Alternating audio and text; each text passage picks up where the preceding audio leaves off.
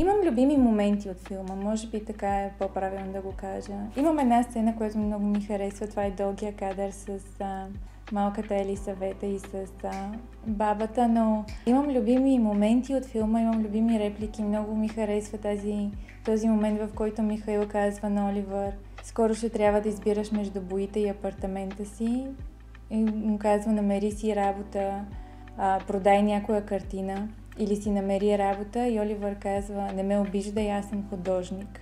И той му казва: тогава бъди такъв. Нали, смисъл, това ми е много такъв стилен момент, че аз съм това нещо, обаче трябва и да го правим. Примерно, ето, аз съм сценарист, обаче трябва и да си осъществяваме сценариите, нали, не само да ги пишем или само да си мислим, че искаме да направим нещо, но и да намираме начин да ги правим реалност по някакъв начин.